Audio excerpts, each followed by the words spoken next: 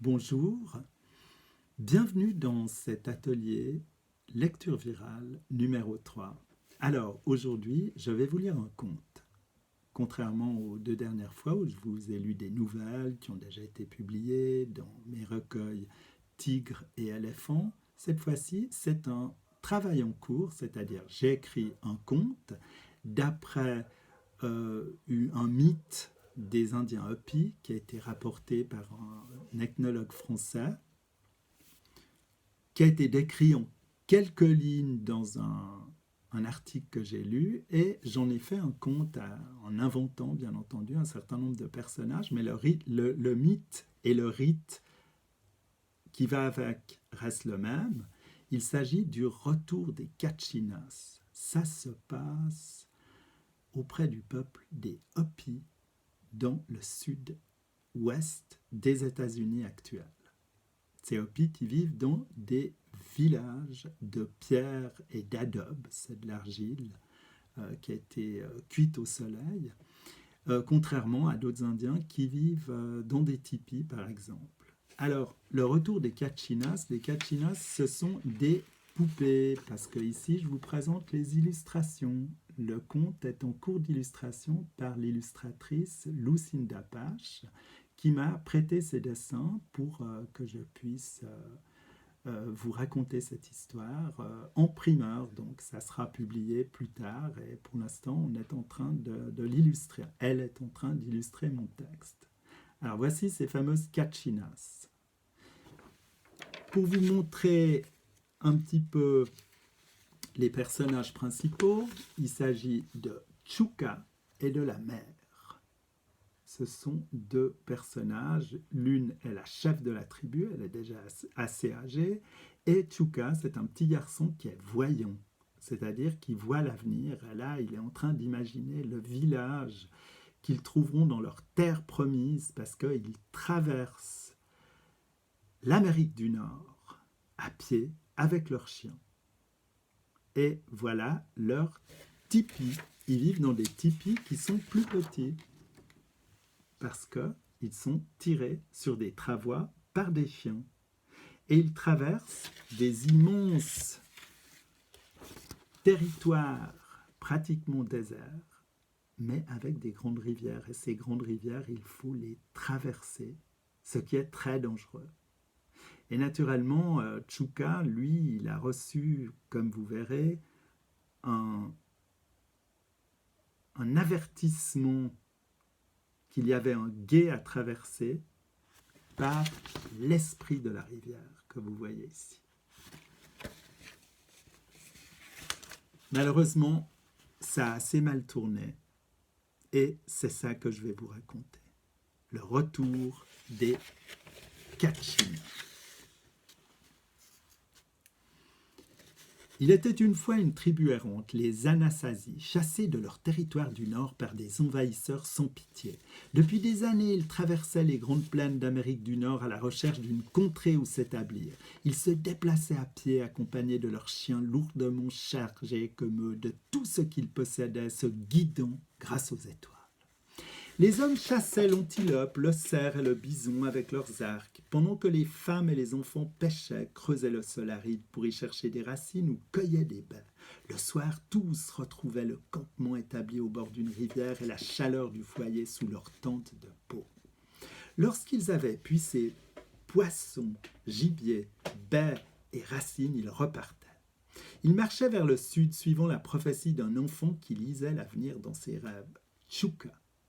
Au sud se trouve une terre fertile pour notre maïs, avait-il prédit. Une belle rivière y coule aux eaux poissonneuses et limpides. Et les bois, au fond des canyons, regorgent de gibier bien gras. Oui, mais y serons-nous à l'abri de nos ennemis, dit la mère qui dirigeait la tribu. Les Anasazi étaient parfois attaqués par les tribus hostiles lorsqu'ils traversaient leurs terres. Nous le serons. Dans mon rêve, j'ai vu des voûtes immenses protéger les huttes que nous construirons en pierre.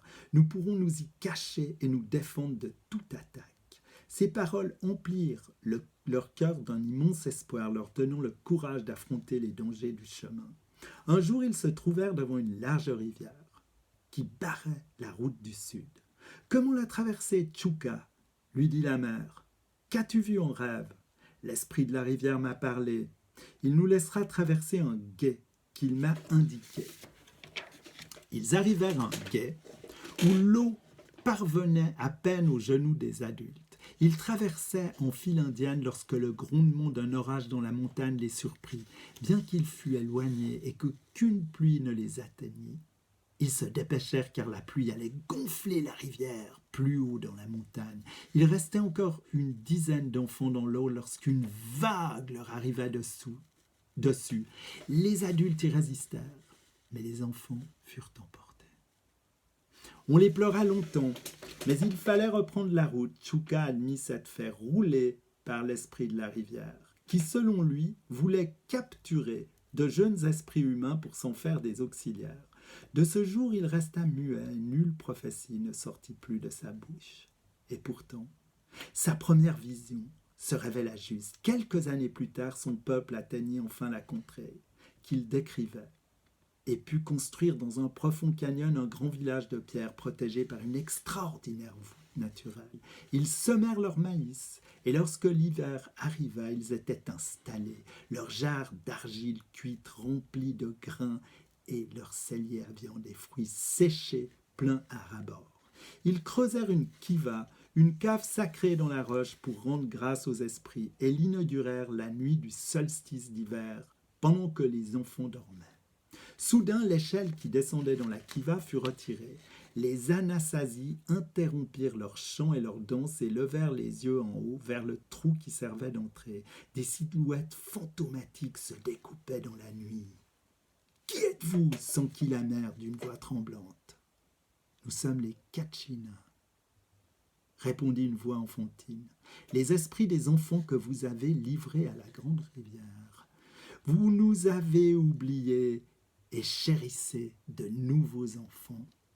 Vous ne nous honorez pas dans vos cérémonies. Nous venons les chercher pour vous punir. » Les Anasazi assemblés se mirent à supplier, criant leur désespoir dans la nuit en vain.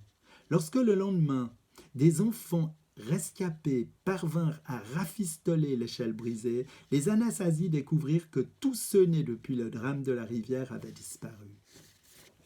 L'année suivante, les Kachina revinrent perturber la cérémonie du solstice d'hiver. Mais Chouka, qui parlait à nouveau, avait posté un guetteur. Les Kachina eurent la surprise de trouver des Anasazi costumés et masqués qui chantaient en leur honneur en dansant. Au lieu d'exiger les nouveau-nés, ils leur tendirent des poupées de bois qui les représentaient sans jambes. « Prenez ces poupées et donnez-les à vos enfants, afin qu'ils nous honorent dès leur plus jeune âge.